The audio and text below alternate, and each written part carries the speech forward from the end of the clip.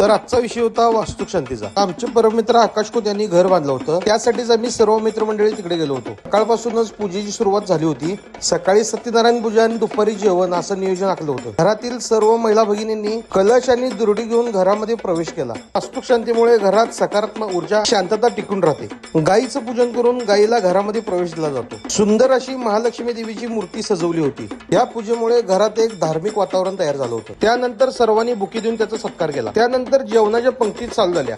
सर्वांनी जेवणावर यथेच्छ ताव मारला। जेवणामध्ये बासुंदी, चपाती, भाजी, कटलेट आणि कोशिंबीर असा मेनू होता। सगळे झाल्यानंतर आम्ही सर्व मित्रमंडळी जेवणाचा आस्वाद घेतला। जेवण आमचे मित्र बाळू मानकापुरे यांनीच केलं होतं। जेवणाची क्वालिटी एक नंबर झाली होती। त्यातल्या त्यात राईस तर एक नंबर म्हणजे एक नंबर झाला होता। त्या शेवटला सर्व मित्रमंडळींनी परत एकदा फोटो सेशन केलं। आमचे वर्गमित्र गोपी शेटे यांची नगरसेवक पदी नियुक्ती झाली, त्याच्यामुळे त्यांचाही सत्कार आम्ही तिथे केला।